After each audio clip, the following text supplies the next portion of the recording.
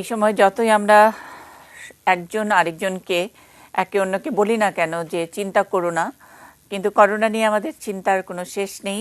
কখনো টিকা, কখনো আবারও আক্রান্ত হওয়া, প্রথম ঢেউ, দ্বিতীয় ঢেউ, কখনো রেকর্ড ইত্যাদি নানান কিছু, নানান খবর আমাদেরকে এই করোনা নিয়ে চিন্তাটার মধ্যেই ডুবিয়ে রেখেছে। এই চিন্তা কি শুধু বিশেষজ্ঞরাই করেন, অথবা এই চিন্তা কি আমরা যারা গণমাধ্যমে করোনা নিয়ে খবর দেবার জন্য কাজ করি তারাই করছি? যারা টিকা আমদানি করবেন, যারা টিকা নিয়ে লেনদেন করবেন, যারা টিকা আবিষ্কারের জন্য অস্থির হয়ে আছেন তারাই করবেন, নাকি অন্য কারো চিন্তা আছে? আর যদি চিন্তার অন্যদিকে যদি বলি যে দুশ্চিন্তা, সেই দুশ্চিন্তা গোটা বিশ্বের কবে থেকে এই ভাইরাস থেকে আমরা কবে মুক্তি পাবো সেটি একটি দুশ্চিন্তা। দুশ্চিন্তা এবং চিন্তার মাঝামাঝি, চিন্তাটা একটা বিশেষ শ্রেণীর উপরে আমরা রেখে দেই, আর দুশ্চিন্তাটা আমাদের সকলেরই। তার বাইরে থেকে এসে কেউ কেউ এই করোনা নিয়ে, যাদেরকে আমরা সচরাচর মনে করি যে দুশ্চিন্তাই করব, তারা চিন্তাও করেন। তাদেরই একজনকে আজকের এই অনুষ্ঠানে আমরা উপস্থাপন করতে চাই। আর তার সঙ্গে করোনা নিয়ে যারা আমাদেরকে চিন্তা দুশ্চিন্তা দূর করবার জন্যে সব সময় অভয় দিয়ে আসেন, যুক্তি দিয়ে, তর্ক দিয়ে, বিজ্ঞান দিয়ে বুঝিয়ে আসছেন, সেই রকমই দুজন বিশেষজ্ঞ আজকে পেয়েছে আমাদের আজকের অনুষ্ঠানে করোনা নিয়ে চিন্তা এই শিরোনামে। আমরা অধ্যাপক ডক্টর মোহাম্মদ সাইদুর রহমানকে পেয়েছি। এটি নিউজের এই অনুষ্ঠান, অর্থাৎ এই নিউজ আওয়ার এক্সট্রার একজন প্রিয় মুখ, সুবক্তা, এবং অনেক কঠিন জিনিস আমরা বুঝে যাই আমরা স্যারের কাছ থেকে। বঙ্গবন্ধু শেখ মুজিব মেডিকেল বিশ্ববিদ্যালয়ের ফার্মাকোলজি বিভাগের চেয়ারম্যান। আমরা পেয়েছি বাংলাদেশ মেডিকেল কলেজ হাসপাতালের মেডিসিন বিভাগের প্রধান অধ্যাপক ডক্টর মোহাম্মদ তারেক আলম। করোনার চিকিৎসা নিয়ে যারা খোঁজ খবর রাখেন, দৌড়দৌড়ি করেন, কখনো কারো বিপদে পড়তে হয়েছে, কেউ বিপদ থেকে উদ্ধার পেয়েছেন, তাদের সবার অভিজ্ঞতায় এই নামটি কমন পড়ে। এখন অন্তত গত 1-1.5 বছরের অভিজ্ঞতায়, বিশেষ করে ঢাকায়। আমরা অধ্যাপক ডক্টর মোহাম্মদ তারেক আলমকে স্বাগত জানাচ্ছি। আর যাকে পেয়েছি তিনি সুদূর গৌরীপুর থেকে আমাদের সঙ্গে সংযুক্ত হয়েছেন, দুলাল উদ্দিন। আজকে একজন সাধারণ মানুষ এবং করোনা নিয়ে চিন্তা করেন, সেই হিসেবেই তিনি আমাদেরকে তার চিন্তার কথা জানাবেন। তিনি ব্যক্তিগতভাবে একটি চাকরি করেন, আমরা তার কাছ থেকে পরিচিত হব। দুলাল উদ্দিন, আপনি কেমন আছেন এবং কি করেন, একটু পরিচয় যদি দেন। জি, আসসালামু আলাইকুম। আমি দুলাল উদ্দিন, পরিবার পরিকল্পনা পরিদর্শক হিসাবে নিয়োজিত আছি গৌরীপুর, ময়মনসিংহ। আচ্ছা, মানে আপনার এই পরিবার পরিকল্পনা পরিদর্শক বা এটার সাথে তো আর করোনার কোনো বা করোনা নিয়ে চিন্তা করার কোনো যোগ নাই, মানে এটা কোনো প্রফেশনাল কারণে তো নিশ্চয়ই করেন না। একজন সাধারণ মানুষ হিসেবে করোনা আপনাকে চিন্তিত করেছে। কবে থেকে এই চিন্তা শুরু করেছেন? জি, 2019 সালে যখন কোভিড বহির্বিশ্বে আক্রান্ত হওয়া শুরু করলো, তখনই একটু একটু চিন্তা করা শুরু করছি। তারপর 2019 সালে মার্চে 8ই মার্চ যখন বাংলাদেশে অ্যাটাক করা শুরু করলো, তখনই আমি খুব গভীরভাবে চিন্তিত হই। জি, তখনই আমি চিন্তা করি যে এই যেহেতু একটা ভাইরাস অ্যান্টিভাইরাস, এটার একটা ভ্যাকসিন আবিষ্কার করা অনেক সময় সাপেক্ষ ব্যাপার। এতদিন সময় সাপেক্ষের ভিতরে আমরা যদি ব্যবহৃত প্রচলিত ড্রাগগুলা যে বাজারে আছে ওইগুলা নিয়ে যদি নিরাময় করা যায়, তখন আমি ওই যে করোনা ভাইরাসের জিনোম সিকোয়েন্স স্টাডি করি। আমি দুলাল উদ্দিন, আপনি যেহেতু আজকে আমাদের এখানে একজন সাধারণ মানুষ অথচ করোনা নিয়ে চিন্তা করেন, সেই হিসেবে কথা বলছেন। আমি আপনার এর আগে কি অন্য কোনো ভাইরাস, অন্য কিছু নিয়ে আপনি চিন্তা ভাবনা করতেন? মানে আপনার প্যাশন বা শখ কিনা এগুলো নিয়ে একটু পড়াশোনা করা, সেটা একটু জেনে নিতে চাই। তা না হলে তো অনেকেই অনেক কিছু নিয়ে চিন্তা করে, দেশ, জাতি, সমাজ। কেনই বা আপনি আজকে আমাদের এই অনুষ্ঠানের অতিথি, সেটা ঠিক জুৎসই হয় না। আমরা একটু ব্যাখ্যাটা জানতে চাই। আপনার কাজের সঙ্গে, পরিবার পরিকল্পনা পরিদর্শক, এই কাজের সঙ্গে বিভিন্ন রোগবালাই অথবা ভাইরাস, ব্যাকটেরিয়া, এগুলো নিয়ে খোঁজ খবর রাখাটা এটা কাজের অংশ কিনা? না, এটা কাজের অংশ না। হ্যাঁ, তাইলে মানে এটা কি আপনার শখ? জি, এক্সট্রা এক্সট্রা অর্ডিনারি হিসাবে আমি এটা নিয়ে কাজ করছি। এটা নিয়ে আর কাজ আমি করেন? আসলে ফার্মেসি থেকে পড়াশোনা করছি, তো ওইটার জন্য ওই দিকটা চিন্তাটা আসে আর কি। ও আচ্ছা আচ্ছা, সেটাই আমরা একটু জানতে চাইছি। ফার্মেসি নিয়ে পড়াশোনা করেছেন? জি, আর এর আগে ফার্মাসিউটিক্যালে আমি জবও করেছি। ও আচ্ছা আচ্ছা আচ্ছা, তার সঙ্গে তার মানে আপনার চিন্তার সঙ্গে এটার একটা যোগ আছে। শুনি আপনি চিন্তাটা কি করেছেন, জি একটু সংক্ষেপে যদি বলেন। আমাদের সঙ্গে দুজন বিশেষজ্ঞ আছেন। জি জি 2019 সালে যখন করোনা বিশ্ব আতঙ্কিত হয়ে যাচ্ছে, তখন আমি ওইটা নিয়ে স্টাডি করা শুরু করি। বাংলাদেশে 8ই মার্চ যখন ওইটা এই প্রথম সংক্রমিত হয়, তখন আমি চিন্তা করি যে আমাদের দেশের লোকজন এভাবে মারা যাবে, এটা তো হতে পারে না। এখন আর একটা টিকা আবিষ্কার করা অনেক সময় সাপেক্ষ ব্যাপার। তো এখন আমরা কি করতে পারি? তখন আমি ওই যে করোনা ভাইরাসের জিনোম আমি যা পাই আর কি, যে ওইটা পরজীবীর সাথে একটা ভালো মিল পাই। মিল পাওয়ার পরে আমি বাজারে প্রচলিত অ্যান্টি প্যারাসাইট ড্রাগ গুলা নিয়ে স্টাডি করি। অ্যান্টি প্যারাসাইট ড্রাগ গুলার মধ্যে আমি আইভারমেকটিনকে সুপার ড্রাগ হিসাবে সিলেক্ট করি। সিলেক্ট করে তারপর আমার ফেসবুক আইডিতে ফার্স্ট টাইম মার্চের 26 তারিখ সেদিন কার্যকর ওষুধ হতে পারে। এবং বারবার আমি আসলে ঊর্ধ্বতন মহলদের কাছে একটা আবেদন করি যে আমি তো যে কোনো ডাক্তার না, রেজিস্টার্ড ডাক্তার না, আপনারা এইটা ব্যাপারে একটু চিন্তা করতে পারেন আর কি। এবং আমার ঊর্ধ্বতন মহলের কাছ থেকে আমি খুব ভালো সাড়া পাই। নেক্সট টাইম এপ্রিলের 3 তারিখ অস্ট্রেলিয়ার মোনাস ইউনিভার্সিটিতে ওইটা যখন স্টাডি আসে যে করোনা চিকিৎসায় আইভারমেকটিন একটা কার্যকর ওষুধ হতে যাচ্ছে, এবং একটা স্টাডিতে দেখা গেছে যে আইভারমেকটিন ইউজের ল্যাবে আপনার 48 ঘন্টায় করোনা ভাইরাস ধ্বংস হয়। তখন আমি আশার আলো আরো সুন্দরভাবে দেখি আর কি। Next time doctor Tarek Alam sir বাংলাদেশে এপ্রিলের 15 তারিখ মেবি উনি আবার ওই যে আইভারমেকটিনের সাথে ডক্সিসাইক্লিন ইউজ করে ভালো একটা সফল পায়। ওই দিক দিয়ে তখন আমি আরো প্রবল হয়ে যাই। পাশাপাশি আমাকে আসলে অনেকেই তখন সহযোগিতা করতে থাকে যে তোমার চিন্তা ধারণা সঠিক আছে, ভালো আগে যাও। এই দিক দিয়ে আমার ডিপার্টমেন্টে যে ডাক্তার মহোদয় আছে, হ্যাঁ, তারা আমাকে খুব সাহায্য করে। এভাবে ডে বাই ডে এখন আমি ওইটা নিয়ে মোটামুটি সেলফ স্টাডি করতেছি আর কি। আচ্ছা, এখনকার চিন্তাটা কি? আবার ওই নতুন করে নতুন এক একটা নতুন নতুন ভ্যারিয়েন্ট, নতুন নতুন রকম করে নতুন ওয়েভ আসতেছে। এখনো আপনি আপনার ওখানে স্টিক আছেন তা না? মানে আর এইদিকে তো আমরা দেখছি যে টিকা, বিভিন্ন ধরনের টিকা, এই চায়না টিকা, মডার্না ইত্যাদি, ফাইজার ইত্যাদি নানান ধরনের টিকা নিয়েও এক রকমের গোলমেলে অবস্থা। এটা ভালো তো ওইটা মন্দ, সেই সব বিষয় কি আপনাকে আকৃষ্ট করছে কিনা, নাকি আপনি ওষুধের উপরেই জোরটা দিচ্ছেন যে করোনা ওষুধে সারবে? আপনার চিন্তায় কি বলে? জি স্যার, যে কোনো ভাইরাস মানে ভাইরাস ডিজিজের জন্য টিকার কোনো বিকল্প নাই। করোনা ভাইরাস যে ডিজিজটা ওইটা টিকা এবং স্বাস্থ্যবিধির কোনো বিকল্প নাই। কিন্তু কথা হলো যে আমরা কি পুরা জনগোষ্ঠীকে কত দিনের ভিতরে টিকার আওতাভুক্ত করতে পারবো? যতদিন পর্যন্ত আমি তাদেরকে পুরা জনগোষ্ঠীকে টিকার আওতাভুক্ত না করতে পারবো, ততদিন পর্যন্ত আমাদের একটা কিউরিটি ড্রাগের প্রয়োজন আছে। ওই ক্ষেত্রে আমি মনে করি ivermectin best of the drug. আপনি একটা যে কোনো মানে ব্র্যান্ড নেম বলছেন, তাহলে এটাতে তো একটু মনে হতেই পারে যে এবং সে আমি জানি ডাক্তার মোহাম্মদ সাইদুর রহমান আছেন, ডাক্তার মোহাম্মদ তারেক আলম আছেন, এটা অনেক সময় মনে হয় যে এক ধরনের ব্র্যান্ডিং, একটা বিশেষ ব্র্যান্ড নিয়ে কথা বলছেন। তাইলে আপনাকে কেন মানুষ আস্থায় নেবে? কেন আপনার ঊর্ধ্বতন কর্তৃপক্ষ, আপনার ডিপার্টমেন্ট বা আপনার পরিচিত চিকিৎসকেরা আপনাকে পিঠ চাপড়াবেন? এটা কি কোনো আপনার উপরে মানে দায়িত্ব দেওয়া হয়েছে একটা কোনো ব্র্যান্ডকে পরিচিত করার জন্য? না স্যার, আইভারমেকটিন আমি যে কথাটা বলছি, আইভারমেকটিন একটা জেনেটিক নাম আর কি। হ্যাঁ, ব্র্যান্ড নেম এক, কোম্পানি এক এক নাম। আমি জি,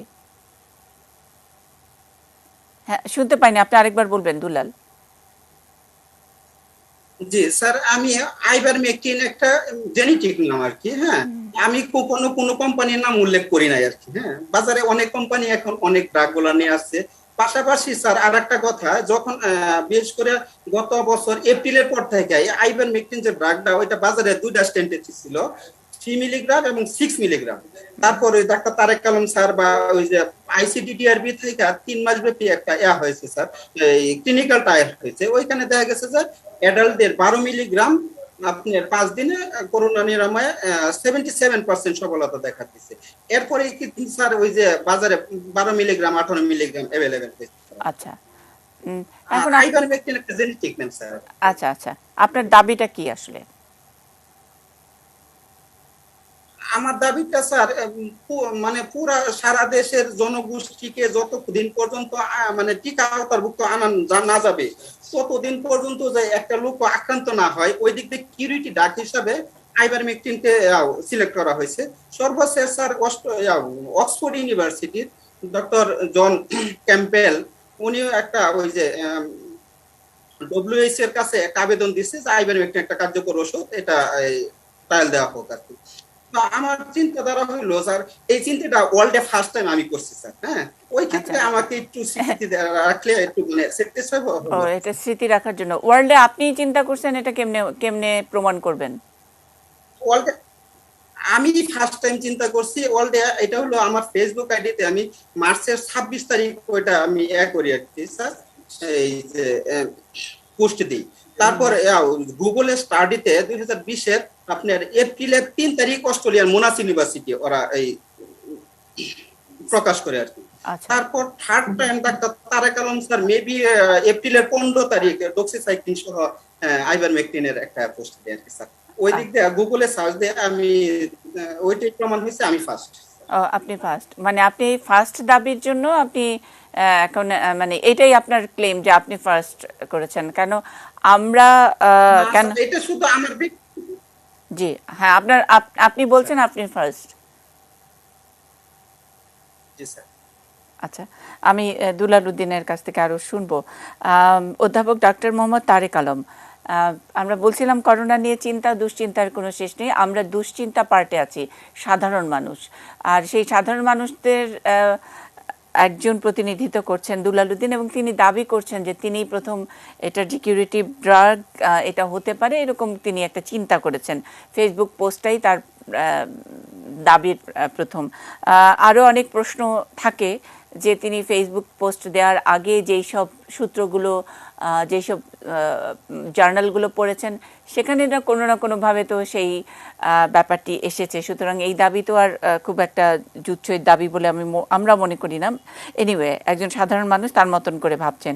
স্যার, আমরা এই যে কিউরেটিভ এই মেডিসিনটার ব্যাপারে আজকাল একটু আলাপ কমই হয়।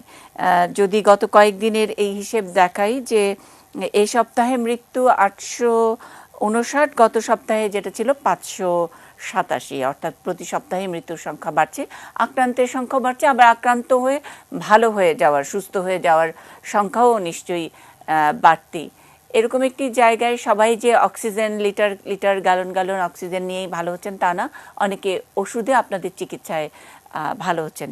স্যার, চিকিৎসাটা কেমন রয়েছে এখন? এই সেকেন্ড ওয়েভ শুরু হওয়ার পরে আমরা চিকিৎসাটা নিয়ে খুব বেশি আলোচনা শুনছি না। আমি একটু আপনার কাছ থেকে চিকিৎসাটা নিয়ে জানতে চাই, এবং দুলাল উদ্দিনের যে দাবি সেটাও যদি আপনি আপনার মতো করে বিশ্লেষণ করেন। ধন্যবাদ, অনেক ধন্যবাদ। চিকিৎসাটা আসলে এই বছর আমরা যেটা করছি বাংলাদেশে, আমরা ইন্টারন্যাশনাল গাইডলাইনই ফলো করছি। যেমন রেমডেসিভির, তার সঙ্গে অ্যান্টিবায়োটিক, তার সঙ্গে ওরাডেক্সন ওয়ান্স এ ডে, আর যদি লাগে আর অক্সিজেন তো থাকেই হাসপাতালে ভর্তি হলে, এই প্রোটোকলটা বেসিক্যালি আমরা ফলো করছি। তার সঙ্গে আর ব্লাড থিনার দেওয়া হয় যদি প্রয়োজন হয়, আইদার ওরালি অথবা ইনজেকশন হিসাবে।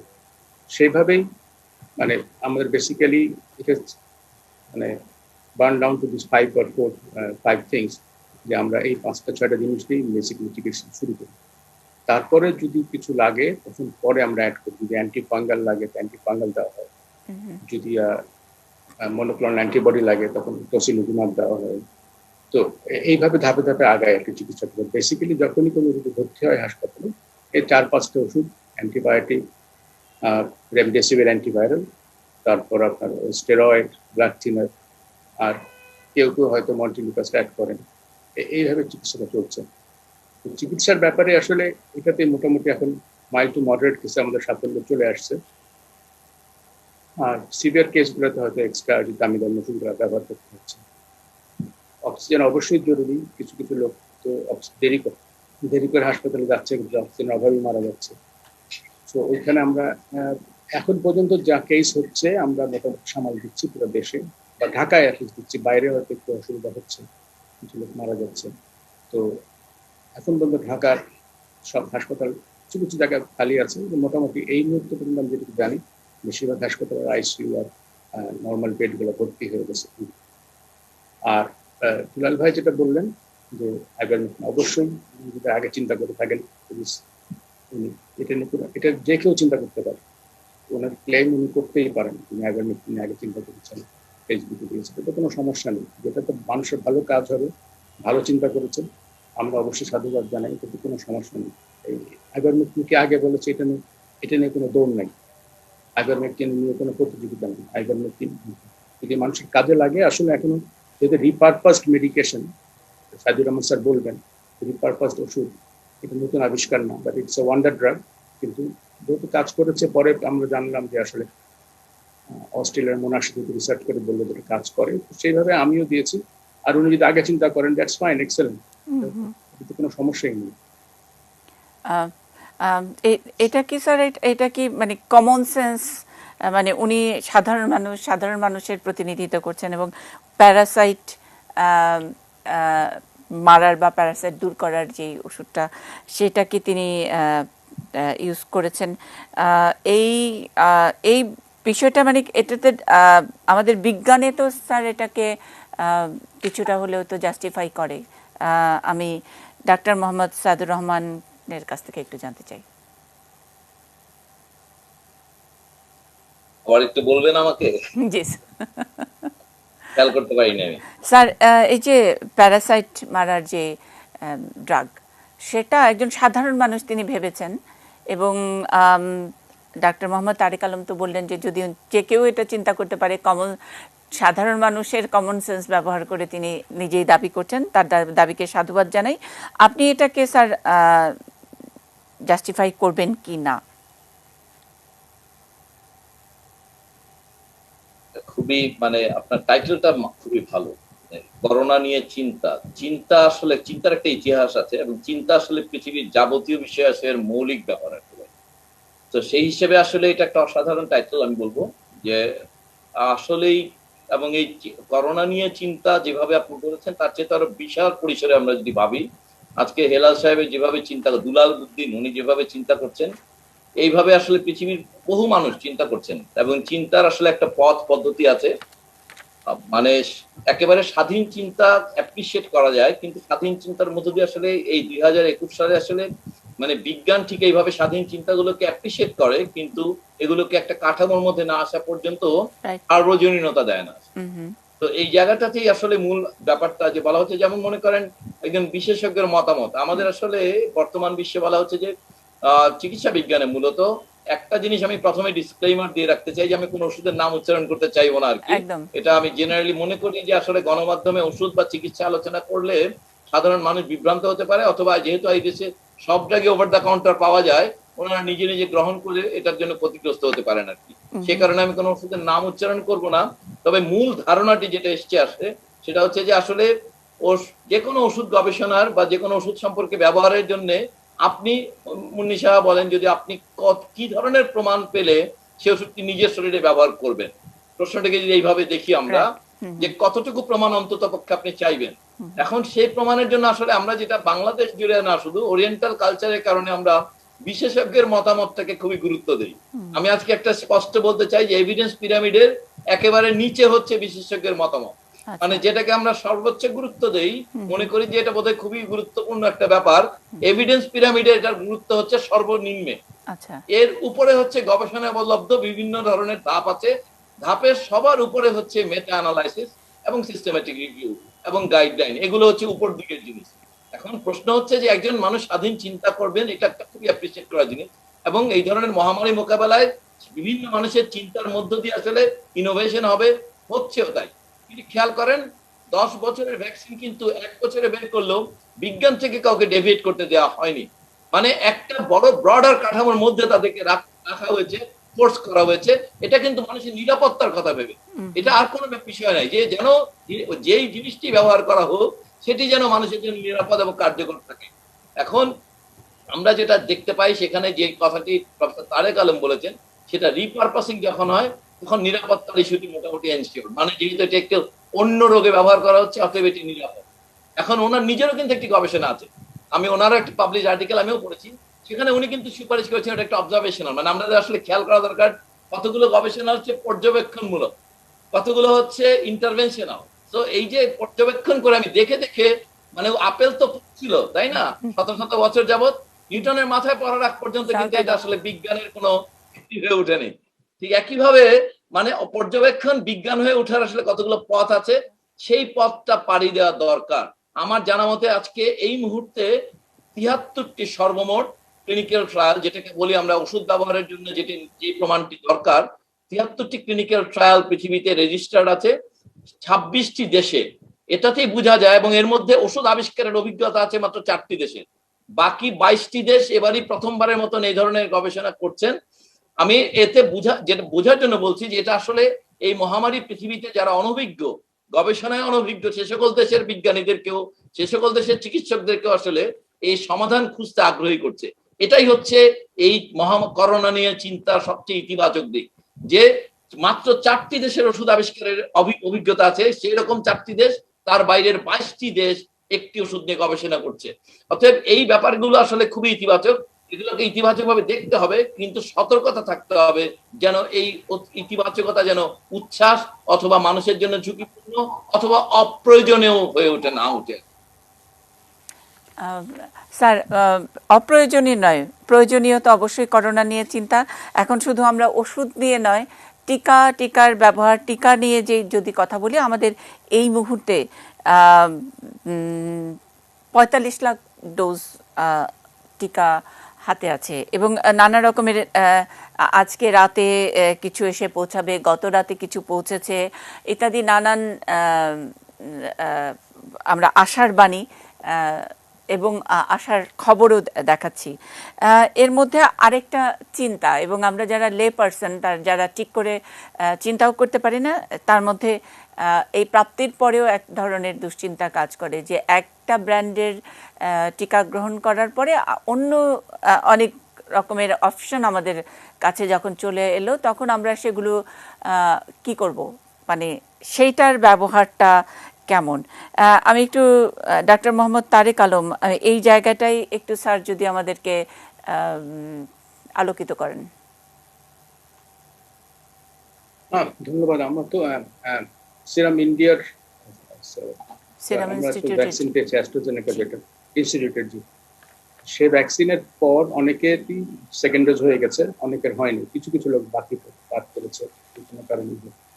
এখন যদি তাকে আমরা অন্য ভ্যাকসিন দেই, সেটা কাজ করবে কিনা, বা চাইনিজ ভ্যাকসিন বা রাশিয়ান ভ্যাকসিন, বা যদি ফাইজার যেটা এসছে সেটা যদি দেওয়া হয়, এ নিয়ে তো সবার মনে দুশ্চিন্তা। শুধু একটা স্টাডি আছে ইংল্যান্ডের, যে অ্যাস্ট্রাজেনেকার পরে ফাইজার ভ্যাকসিন যেটা পেয়েছে ইংল্যান্ড আমেরিকায়, সেটা অ্যান্টিবডি নাকি বেশ ভালোই তৈরি হয়, কোনো সমস্যা হয় না।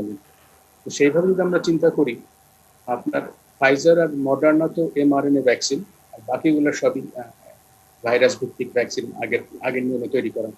তো মনে হয় অ্যাস্ট্রাজেনেকা বা সিনোফার্ম বা স্পুটনিক যদি আমরা দেই, যে কোনো বা নিশে সমস্যা হওয়ার কথা না, থিওরিটিক্যালি তাই। আর যেহেতু প্র্যাকটিক্যালি একটা প্রমাণ হয়েছে যে অ্যাস্ট্রাজেনেকার পরে মেসেঞ্জার আরএনএ ভ্যাকসিন দেওয়া দিয়ে ভালো হয়েছে রেজাল্ট, খুব সম্ভবত মডার্না বা ফাইজার যদি আমরা দেই সেকেন্ড ভ্যাকসিন হিসেবে, সমস্যা হওয়ার কথা না, আমরা খুব সম্ভবত ভালো রেজাল্টই পাবো। সাইদুর রহমান স্যার আমার কাছে ভালো বলতে পারেন। স্যার, আরেকটু পরিষ্কার করে বুঝতে চাই, মানে একেবারে কেউ এক ডোজ পেয়েছে, ধরেন আমরা অ্যাস্ট্রাজেনিকা এক ডোজ যিনি পেয়েছেন, তারপরে যিনি জিনোভ্যাক্স যদি নিতে চান তাহলে নিতে পারবেন কিনা, এবং সেই ট্রায়ালটাকে স্যার দেশভেদে আলাদা হওয়া উচিত কি? মানে এই ট্রায়াল হয়তো আমরা জানি যে কোথাও ইউকেতে একটা এরকম মিক্স অ্যান্ড ম্যাচের ট্রায়াল হয়েছে, পরিবেশ ভেদে, মানুষ ভেদে, ফুড হ্যাবিট, আমাদের হ্যাবিট ভেদে কি এই মিক্স অ্যান্ড ম্যাচের ট্রায়ালটাও কি আলাদা হতে হয় কিনা? ট্রায়ালটা হওয়া উচিত অবশ্যই, কিন্তু কিন্তু এখন আমরা তো আসলে ওইভাবে টিকা পাচ্ছি না। অগাস্টে শুনলাম সিরাম ইনস্টিটিউট থেকে আবার টিকা আসবে। তো ততক্ষণ পর্যন্ত টিকা যদি আমরা এখন চাইনিজ তো ভ্যাকসিন দেই, তো স্টাডি আমি জানি না সরকার করবে কিনা, খুব সম্ভবত করবে, কেননা যারা দিচ্ছে সেকেন্ড ভ্যাকসিন তাদের হয়তো অ্যান্টিবডি টেস্ট করে দেখতে পারে 2 সপ্তাহ বা 4 সপ্তাহ পরে। That's a possibility. আমি জানি না ডিজি হেলথ বা হেলথ ইনস্টিটিউট চিন্তা করছে কিনা, যেহেতু আমাদের দেশে মিক্স অ্যান্ড ম্যাচ হচ্ছে, আমাদের ট্রায়ালটা এমনি হয়ে যেতে পারে আসলে। ও স্যার, এটা কি তাহলে অটো ট্রায়াল, মানে আমরা এই ট্রায়াল হাজির করতে পারবো না, মানে এভিডেন্স হিসেবে গোটা মহামারীর অভিজ্ঞতার কথা স্যার বলছিলেন, সাইদুর রহমান স্যার বলছিলেন অভিজ্ঞতা যাদের নাই, এটাও তো আমাদের নতুন অভিজ্ঞতা।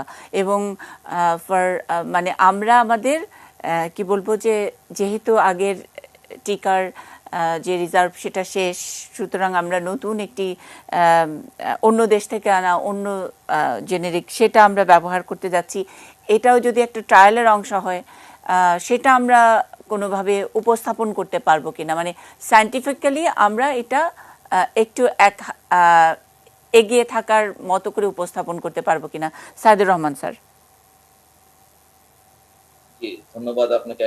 মানে প্রফেসর তারেক আলম যেটা বললেন আর কি, উনি বেসিক্সটা বলে ফেলেছেন অলরেডি আসলে, যে মিক্স এন্ড ম্যাচের মানে এটাকে বলে হেটেরোলিগাস প্রাইম বুস্ট। মানে আমি কঠিন শব্দটা ব্যবহার করলাম এই কারণে, যেটা বুঝানো যায়, আমি এবার সোজা করে বলি আসলে, যে মনে করি আমি কথাটা এর আগেও বলেছি আপনার এখানে কিনা জানি না, যে আমরা যদি একটি বই পড়ি, আপনি যেটা বললাম যে আমি আজকে একটা কেমিস্ট্রি বই পড়লাম, কেমিস্ট্রিতে অ্যাসিড সম্পর্কে, সালফিউরিক অ্যাসিড সম্পর্কে আমার বইটা পড়া আছে, পরীক্ষার আগে বইটা হারিয়ে গেল, আমি কি পরীক্ষার হলে যাওয়ার আগে আরেকটি কেমিস্ট্রি বই থেকে সালফিউরিক অ্যাসিড পড়লে তাতে আমার উপকার হবে কি হবে না?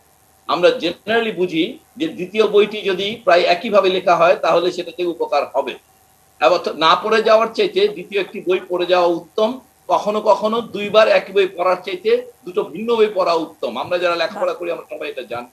সেই হিসেবে আসলে ইমিউন সিস্টেমকে পড়ানো হয়, ভ্যাকসিন তো আসলে একটা ট্রেনিং দেয় শরীরকে। অতএব আমার ইমিউন সিস্টেমকে যে পড়ায় এবং চিনিয়ে দেয়, এই পড়ানো এবং চেনার কাজটা, প্রথম ডোজটা যে কাজ করলো, দ্বিতীয়বার এসে যদি সেটা একটু অন্যভাবে করে, সেটা অনেক সময় প্রশিক্ষণটা ভালো হয়। মানে আমরা যেমন বলি ক্রিকেট টিমের প্রশিক্ষণ পাহাড়েও হয়, আবার সমুদ্র সৈকতেও হয়, দুটোই কিন্তু পায়ের মাসলকে ইমপ্রুভ করার জন্য। আসলে এই যে ইমিউন সিস্টেমের ট্রেনিংটা কাছাকাছি দুটো জিনিস দিয়ে করলে, উদ্দেশ্য যদি এক হয়, যেটাকে বলছি আমরা যে ওই যে সে মানে আরবিডি মানে রিসিপ্টর বাইন্ডিং ডোমেন মানে স্পাইক প্রোটিনটা, ওটা যদি এক হয়, তাহলে এই ট্রেনিং এর মধ্যে দিয়ে দ্বিতীয় ডোজে ভিন্ন ভ্যাকসিনে বরঞ্চ বেশি কার্যকারিতার সম্ভাবনা থিওরিটিক্যালি বেশি আছে। এখন প্রশ্ন হলো বাংলাদেশকে এই কাজটা করা উচিত কিনা। পৃথিবীতে যদি অল্প কয়েকটা দেশে করা দরকার হয়, তার মধ্যে বাংলাদেশ একটি, যে হচ্ছে বিশাল জনগোষ্ঠী নিজে ভ্যাকসিন উৎপাদন করতে পারে না, অতএব তাকে নির্ভরশীল থাকতে হবে, বিভিন্ন সময় যেখান থেকে যে ভ্যাকসিন পাবে সেটা আনতে হবে। অতএব পৃথিবীতে সবচেয়ে বেশি দরকার হচ্ছে মিক্স এন্ড ম্যাচ করা বাংলাদেশে। অতএব আমরা মিলিত হবে আপনার অনুষ্ঠানের মাধ্যমে আশা করব যে নীতি নির্ধারকরা আসলে মিক্স এন্ড ম্যাচ গবেষণার জন্য দেশে অন্তত 2-3টি ট্রায়ালকে যেন ওনারা সাপোর্ট করেন, এবং এই মুহূর্তে যেহেতু 3-4 রকম ভ্যাকসিন অ্যাভেলেবল, এটা খুবই ভালোভাবে গবেষণাটি করা সম্ভব এবং পৃথিবীর সামনে ভালো উদাহরণ বাংলাদেশ নিয়ে আসতে পারবে। স্যার, প্রসেসটা কি হওয়া উচিত, যে আমরা মিক্স এন্ড ম্যাচের জন্য প্রসেসে যেতে চাই, কি করতে হবে? দুটো জিনিস আছে। একটি আছে আমাদের যারা ইতিমধ্যে অ্যাস্ট্রাজেনেকা গ্রহণ করেছেন এবং দ্বিতীয় ডোজের জন্য অপেক্ষমান আছেন, তাদের দ্বিতীয় ডোজে আমাদের হাতে যে দুটো ভ্যাকসিন আছে এখন, এই দুটো ভ্যাকসিনকে মানে ব্যবহার করা সম্মতিক্রমে, এখানে এথিক্যাল অব্লিগেশন আছে, সেই সমস্ত তাদের সম্মতিক্রমে গবেষণায় যেভাবে তাদেরকে ভলান্টিয়ার করা লাগে সেই নিয়ম মেনে আমাদের অ্যাস্ট্রাজেনেকার দ্বিতীয় ডোজের জন্য অপেক্ষমানতে তাদের তো অ্যাস্ট্রাজেনেকা পাওয়ার সম্ভাবনা, যদি তারা মনে করেন যে তারা চান এটার বদলে অন্য ভ্যাকসিন নেবেন, সম্মতি দিলে তাদেরকে একটা হতে পারে। আরেকটা হচ্ছে এবার যে ভ্যাকসিন গুলো দেওয়া হচ্ছে সেগুলোর মধ্যে মিক্স ম্যাচ, মানে আমাদের এখন এক্স এবং ওয়াই এসছে, এক্স এক গ্রুপকে দেওয়া হলো, তাদের 21 দিন পরে ওয়াই, আবার ওয়াই এক গ্রুপকে দেওয়া হলো, তাদের 21 দিন পরে এক্স, এবং ইন দ্য মিন টাইম কতগুলো জিনিস মাপা হয়, বেসলাইন এবং ওই সেকেন্ড ডোজ এবং তার 14 দিন পরে 3 বারে ব্লাড স্যাম্পল নিয়ে সেখানে যে কথাটি আমরা বলি অ্যান্টিবডি এবং সেলুলার ইমিউনিটি মেপে, এটা করলেই, এটা খুব জটিল ডিজাইন না, কিন্তু এই ডিজাইনটা দুনিয়াতে এস্টাবলিশ, 8টা আর্মে রেখে এই ডিজাইনটা করা হয়েছে দুনিয়াতে, এবং আমাদের দেশেও এটা সম্ভব। এটা প্রশ্নটা হচ্ছে রিসোর্স অ্যালোকেশনটা এবং কমিটেড কিছু বিজ্ঞানী দরকার, এই হচ্ছে মোদ্দা কথা। স্যার, এটা তো মানে WHO তে উপস্থাপন করতে গেলে, বা এই মানে আমরা যদি মনে করি যে এই থার্ড ওয়ার্ল্ডের আমরা এটা হয়তো পায়োনিয়ার থাকবো, অনেক বেশি আমরা মিক্স অ্যান্ড ম্যাচের এই ট্রায়ালটা করব, সেক্ষেত্রে তো একটা কোনো প্রোটোকল মানতে হবে, কোথাও অ্যাপ্লাই করতে হবে, সেটাও তো জরুরি নাকি? মানে এটা অ্যাপ্রুভালের জন্য, এই মাত্র যেটা স্বীকৃতির জন্য। বললাম অ্যাবসলিউটলি, জি অ্যাবসলিউটলি, এটা এই মাত্র যেটা মুখে মুখে বললাম এটা আসলে কি প্রোটোকলের কাঠামো বললাম আমি। জি স্যার। মানে এটা রিসার্চ প্রোটোকলটার মূল ফ্রেমটা বলে ফেললাম, যেটাকে জি। ডিজাইন বলে। এই ডিজাইনের প্রোটোকলটি আসলে এনআরএসি থেকে এটা কি অ্যাপ্রুভাল স্বাস্থ্য দিয়ে মন্ত্রণালয় বা সায়েন্টিস্টরা করবেন, নাকি না এটা না না আমাদের না না পররাষ্ট্র মন্ত্রণালয়ের কোনো কাজ এখানে? না, ওনারা না, এটা মানে এটা মূলত দেখবে ন্যাশনাল রিসার্চ এথিক্স কমিটি। জি, ওনারা অনুমোদন দিবে যে হ্যাঁ এই গবেষণায় মানব শরীরের উপরে যে পরীক্ষা নিরীক্ষা চালানো হচ্ছে তাতে যে মানুষটা অংশ নিবে তার মানব জীবনের প্রতি কোনো হুমকি নেই। ওনারা এটা নিশ্চিত হয়ে অনুমোদন দিলে পরে তারপরে এই ভ্যাকসিন গুলো যাদের হাতে আছে এখন বর্তমানে ইপিআই অথবা ডিজি হেলথের আন্ডারে আছে, ওনারা এই গবেষণার জন্য প্রয়োজনীয় ভ্যাকসিনটুকু বরাদ্দ দিবেন। তার মানে তারপরে এই গবেষণাটি যে কোনো একটি কেন্দ্রে তার মানে আমাদের হাতে তো একটা ভালো একটা সুযোগও আছে, আমরা এটাকে সুযোগ বলতে পারি কিনা? অবশ্যই অবশ্যই। স্যার, আরো অনেক প্রশ্ন আছে। আপনার কেমিস্ট্রি বইয়ের উদাহরণ থেকে একেবারে আমার মতো বোকা যারা, তারা আবার আরেকটু বিস্তারিত বুঝতে চাইবে। আরো অনেক প্রশ্ন আছে। ডক্টর সাইদুর রহমান এবং অধ্যাপক ডক্টর মোহাম্মদ তারেক আলম তারা উত্তর দেবেন এবং আমাদের প্রতিনিধিত্ব করছেন, অর্থাৎ সাধারণ মানুষের প্রতিনিধিত্ব করছেন আজকের অনুষ্ঠানে। সেই সুদূর গৌরীপুর থেকে সংযুক্ত হয়েছেন দুলালউদ্দিন। তারও হয়তো কোনো চিন্তা, দুশ্চিন্তা, ভাবনার কথাও থাকবে একটা ছোট্ট বিরতির পর।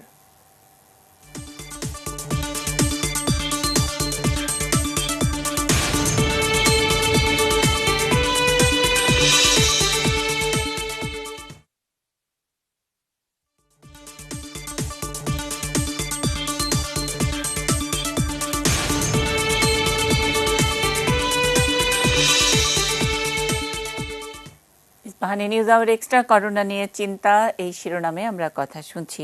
কথা বলছিলেন অধ্যাপক ডক্টর মোহাম্মদ সাইদুর রহমান, বঙ্গবন্ধু শেখ মুজিব মেডিকেল বিশ্ববিদ্যালয়ের ফার্মাকোলজি বিভাগের চেয়ারম্যান। আমরা বাংলাদেশ মেডিকেল কলেজ হাসপাতালের মেডিসিন বিভাগের প্রধান অধ্যাপক ডক্টর মোহাম্মদ তারেক আলমের কাছ থেকেও তার সুচিন্তিত অনেক মতামত শুনছিলাম, পরামর্শ দিচ্ছিলেন।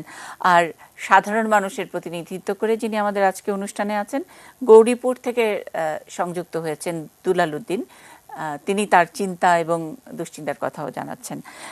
স্যার, আমি ডক্টর সাইদুর রহমান আবারও আপনার যে প্রসঙ্গে কথা বলছিলেন সেখানে একটু ফিরতে চাই। বলছিলেন কেমিস্ট্রি পড়ার কথা, পরীক্ষায় হলে কেমিস্ট্রি পড়ার বই হারিয়ে গেলে আবার একটা নতুন বই পড়লে কি অসুবিধা, আর একই হয়তো ওই থিওরিটা অন্যভাবে লেখা হয়েছে বাট পড়ছে। তাইলে আসলে দেশে দেশে এই যে ব্র্যান্ড সিনোভ্যাক্সের বা কোভ্যাক্স, নানান ব্র্যান্ড, তারা তাদের যদি থিওরি একই হয় তাহলে তারা তাদের ব্র্যান্ড নিয়ে এটা ভালো তো ওটা মন্দ, এইরকম একটা প্রতিযোগিতা, এক ধরনের চিন্তা দুশ্চিন্তাও আমাদের মাথায় ঢুকিয়ে দিচ্ছেন। এটার বিজ্ঞানসম্মত ব্যাখ্যা কি? এটা আসলে যতটা না বিজ্ঞান তার চেয়ে বেশি বাণিজ্য। কারণ এই ওষুধগুলো বা ভ্যাকসিনগুলো আবিষ্কারের পেছনে একটা বিশাল বিনিয়োগ কাজ করেছে। দুই একটি ব্যতিক্রম বাদ দিলে, যেমন যুক্তরাজ্যের অক্সফোর্ডের ভ্যাকসিনটি, সেটি যুক্তরাজ্যের সরকার বিনিয়োগ করেছিল। মডার্নার ভ্যাকসিনের পেছনে যুক্তরাষ্ট্রের সরকারের বিনিয়োগ আছে। আর ফাইজার বায়োএনটেক অংশটিতে জার্মান সরকারের বিনিয়োগ আছে। এছাড়া অধিকাংশ ক্ষেত্রে আসলে ভ্যাকসিনগুলো যখন বিনিয়োগ করা হয় সেখানে লাভের উদ্দেশ্যে তারা চায় না যে তাদের ভ্যাকসিনগুলোর বদলে অন্য ভ্যাকসিন কখনোই ব্যবহার করা হোক। এবং গবেষণা যেহেতু একটি ভ্যাকসিন দিয়ে পরিচালিত হয় এবং সেটি প্রকাশিত হয়, পরবর্তীতে ওই ভ্যাকসিনের বদলে অন্য ভ্যাকসিনের চিন্তাটি এর আগে দু একবার এসেছে। এইচআইভিতে এরকম ভিন্ন ভ্যাকসিন, মেনিনজাইটিসে একবার বাধ্য হয়ে এরকম ভিন্ন ভ্যাকসিন ব্যবহার, সেগুলো করা হয়েছিল। কিন্তু এবার যেটি আপনি আনলেন যে আসলে কেন এইবার এই মহাদুর্যোগের সময়ও দুই রকম ভ্যাকসিনের কম্বিনেশনকে প্রথম থেকে চিন্তা করা হয়নি, এটার পেছনে কাজ করেছে আসলে কোম্পানির মনোপলিস্টিক অ্যাটিটিউড। যারা এই ভ্যাকসিন গুলো আবিষ্কার করেছেন ওনারা চাননি যে প্রথম ডোজ ওনাদেরটি গ্রহণ করে দ্বিতীয় ডোজ অন্য কোনো ভ্যাকসিন গ্রহণ করুক। এবং আপনারা ইতিমধ্যে খেয়াল করেছেন যে সেই সকল কোম্পানিগুলো আসলে নিরঙ্কুশ ভাবে পৃথিবীতে হাতে গোনা কয়েকটি মাত্র উৎপাদক সারা পৃথিবীর ভ্যাকসিনের বাণিজ্যটিকে নিয়ন্ত্রণ করছে এই মুহূর্তে। তার বাইরে থেকে আসা ভ্যাকসিন গুলোকে আমরা খুব বেশি অ্যাক্সেস দিতে পারছি না। আমি একেবারে উল্লেখ করতে চাই, আমাদের দেশে যে আসলো সিনোফার্ম, স্পুটনিক ভি আসবে বলে কথা হচ্ছে, কিউবা থেকে আবডালা, সোবেরানা, ইরানের প্রচুর ভ্যাকসিন আসলে যেগুলো আমরা নাম জানি অ্যাস্ট্রাজেনেকা, ফাইজার, বায়োএনটেকের রাইট। অথবা মডার্নার, তার মতনই কার্যকর অনেক ভ্যাকসিন আছে। মোটেই ভালো খারাপের কোনো ব্যাপারই নেই, কারণ ভ্যাকসিনের যেই ব্যাপারটি আমরা এখন প্রথম জেনারেশনে ব্যবহার করি সেটা হচ্ছে মৃত্যু থামায় কিনা, হাসপাতালে ভর্তি হওয়া কমায় কিনা। আচ্ছা, এই দুটো হচ্ছে মূল অবজেক্টিভ, মানে উদ্দেশ্য হচ্ছে দুটো। দ্বিতীয় যে উদ্দেশ্য সংক্রমণ কমানো, সেটা কিন্তু অনেক রিমোট উদ্দেশ্য, সেটা অর্জন করা অনেক কঠিন এবং সেটার উপর আবার অনেক ফ্যাক্টর কাজ করে। এজন্য এই দুটো উদ্দেশ্য হাসিলের ক্ষেত্রে কিন্তু পৃথিবীর প্রায় সবগুলো ভ্যাকসিনই সমান কার্যকর। কিন্তু এই কথাটি স্পষ্ট জানার পরও আসলে বিশ্বব্যাপী এই ভ্যাকসিনের সঙ্গে বদলাবদলির যে ব্যাপারটি এবার দরকার ছিল, এবং যে সকল ভ্যাকসিন গুলোকে অনেক মানে অন্যান্য নতুন ধরনের উদ্ভাবন গুলোকে আসলে এবার এনকারেজ করা হয়নি এখন পর্যন্ত। এই কথাটি আমি মানে এটা মনে করি যে এটা বিজ্ঞানসম্মত, কিন্তু এটা বাণিজ্যিক প্রভাবের কারণে যথেষ্ট পেট্রোনাইজেশন হয়নি। স্যার আরেকটা জিনিস, শুরুর দিকে মানে করোনা যখন শুরু তখন আমরা প্রায় শুনতাম, মানে আপনার কাছ থেকেই শুনেছি যে কম করে হলেও তো ভ্যাকসিন আবিষ্কার করতে ৩-৪ বছর, কখনো 10 বছর লাগে। HIV AIDS এর ভ্যাকসিন কিন্তু নাই, একটা কম্পোজিশন আছে, নানান ধরনের ওষুধ একসাথে করে সেটার একটা হয়তো দমিয়ে রাখা যায়, কমিয়ে রাখা যায়, বাট ভ্যাকসিন হয়নি। আরও অনেক এরই মধ্যে গত দশক বা তার আগেও যেসব ভাইরাসগুলোর কথা আমরা শুনেছি অল্প পরিমাণে, একেবারে বিশ্বব্যাপী হয়তো সারা বিশ্বে একসাথে আক্রান্ত করেনি, কোথাও কোথাও অনেক বেশি আক্রান্ত করেছে, কোথাও আবার কম করেছে। সেই রকম ভাইরাসগুলোরও ভ্যাকসিন আমরা এখনো হয়েছে বলে জানি না। কিন্তু মানে এটাও কিন্তু মানুষের কাছে এক ধরনের প্রশ্ন জাগায়, এত তাড়াতাড়ি আমাদের এই করোনার ভ্যাকসিনটা হয়ে গেল, থ্যাঙ্কস গড হয়েছে, কিন্তু এটা কি বিপুল বিনিয়োগের কারণে? তার মানে বিনিয়োগ কি সময় কমায়? আপনি মানে সাংঘাতিক একটা প্রশ্ন করে ফেলছেন। আসলে বিনিয়োগ সময় কমায়, এটা আসলে সত্য। মানে বিনিয়োগ তো গতি দেয় আসলে। মানে আমরা যদি মনে করি 3 জন বিজ্ঞানী কাজ করতেন, সেখানে যদি 30 জন বিজ্ঞানী হয়, যেখানে 3টি রিয়েক্টর কাজ করতো সেখানে যদি 9টি রিয়েক্টর কাজ করে, অনেক ক্ষেত্রে, সব সময় না, অনেক ক্ষেত্রে সময় কমিয়ে ফেলতে পারে বিনিয়োগ। এটি একটি সত্য কথা। দ্বিতীয়ত আসলে বেশ কিছু অন্যান্য ক্ষেত্রের উদ্ভাবন, যেমন এবারে mRNA ভ্যাকসিন কিন্তু ভ্যাকসিন হিসেবে খুব বেশি প্রযুক্তি ছিল না। যারা এটা আবিষ্কার করেছে তারা আসলে এটাকে অন্য ক্ষেত্রে ব্যবহারের জন্য এটার উদ্ভাবন করছিলেন, রিডাইরেক্ট করে ফেলেছেন, তারা দ্রুত এটাকে সরিয়ে ফেলেছেন ভ্যাকসিনের দিকে। সো বেশ কিছু প্রযুক্তিগত উন্নয়নকে এবার দ্রুত সরিয়ে কাজে লাগানো গেছে, যেটা একটি কারণ।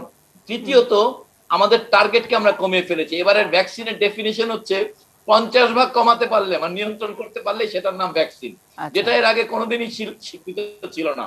অতএব 3টি ব্যাপার ঘটেছে, একটি বিপুল বিনিয়োগ, আধুনিক প্রযুক্তির ব্যবহার এবং ভ্যাকসিনের ডেফিনেশনকে আমরা রিল্যাক্স করেছি। এর ফলে আমরা আসলে অল্প সময়, এবং তাছাড়াও ভ্যাকসিন গবেষণার ক্ষেত্রেও আমরা কিছু রিল্যাক্সেশন দিয়েছিলাম। যেমন আমরা প্যারালাল কয়েকটি মানে ফেজকে প্যারালাল রান করতে দেওয়া হয়েছে, 1-2 একসাথে রান করেছে অনেক জায়গায় 2 এর রেজাল্ট পাবলিশ হওয়ার আগে ফেজ 3 শুরু করেছে। তো এই যে কতগুলো বিশেষ রিল্যাক্সেশন মহামারীকে বিবেচনা করে দেওয়া হয়েছিল, প্রথম 6 মাস ধরে এই রিল্যাক্সেশন গুলো ছিল, এবং এইগুলো হচ্ছে কারণ আসলে বিপুল বিনিয়োগ, আধুনিক প্রযুক্তি, ডেফিনেশন রিল্যাক্স করা এবং সাইড বাই সাইড কিছু ফেজকে একসাথে চলতে দেওয়া। এর ফলে আসলে সম্ভব হয়েছে আর কি ঘটনাটা। আমি আবার একটু ডক্টর মোহাম্মদ তারেক আলমের কাছে যাই। অনেকের ভাবনা, দুশ্চিন্তাকারীরা নানা রকমের কুচিন্তাও করে। এই কুচিন্তার মধ্যে আছে যে ভ্যাকসিন, স্যারের কথার সূত্র ধরে যদি বলি, সাইদুর রহমান স্যারের, যে অনেক কিছু রিল্যাক্স করেছি, যে 50 ভাগ যদি মানে দমিয়ে রাখে তাইলে এটা ছেড়ে দেওয়া, মানে এটা ফুল প্রুফ হওয়ার দরকার নাই। এটা যদি 2 মাস আমাদেরকে একটু কম ভোগায় তাইলেও এটা ছেড়ে দিয়েছি আমরা, ইত্যাদি নানা রকমের রিল্যাক্সেশন, নানান কিছুর মিলিয়ে আমরা ভ্যাকসিনটা নিচ্ছি। ভ্যাকসিনটা কি স্যার সত্যি সত্যি মানে আসলেই আমাদের রোগ প্রতিরোধ করতে সাহায্য করছে, নাকি এটা মানসিকভাবে আমাদেরকে একটু বুস্ট করছে? কোনটা আপনি চিকিৎসা করতে গিয়ে পাচ্ছেন, এবং গত বছর এবছর তার কোনো তুলনা আপনি আমাদেরকে দেবেন কিনা? রোগী দেখতে দেখতে নতুন ভ্যারিয়েন্ট, সেখানে এই ভ্যাকসিন 1টা ডোজ 2টা ডোজ তার তারতম্যে কি কি কেমন ধরনের রিয়েকশন পাচ্ছেন পেশেন্টদের মধ্যে, এটা স্যার যদি একটু আমাদেরকে পরিষ্কার করে বলেন। অনেকের তো ভ্যাকসিন নিয়েও নানা রকমের দুশ্চিন্তা থাকে, কিছুটা হয়তো দূর হবে। ধন্যবাদ। আমি তো সাজির রহমান স্যারের কথার ওখানে যাই। স্যার যেটা বললেন যে ওই কথাটা আপনাকে আগে মনে রাখতে হবে, 50% ক্ষেত্রে ছেড়ে দেওয়া হয়েছে। এখানে ওই আসলে বিশাল বিনিয়োগের রিটার্নটারও একটা ব্যাপার আছে, যেহেতু অনেক দেশই বানাচ্ছে যে আগে বিক্রি করতে পারবে, তার রিটার্নটা আগে আগে আসবে। আসলে অনেক বড় একটা বিনিয়োগ সবকিছুতে। আর ভ্যাকসিন দিয়ে তা আমেরিকা তো খুলে দিয়েছে, 2টা শট দিয়ে আমেরিকা মোটামুটি ওপেন করেছে। ইংল্যান্ড 15 তারিখে বোধহয় ওদের ওদের বাকি আছে শুধু ক্লাবগুলো খোলা আর বিয়ের সাথে ব্যাপারগুলো খোলা, ওইটা ইংল্যান্ড ইউকে খুলে দিবে 2টা করে শট, ওরা অ্যাস্ট্রাজেনেকা দিয়েছে। সুতরাং ফাইজারও চলছে ওখানে।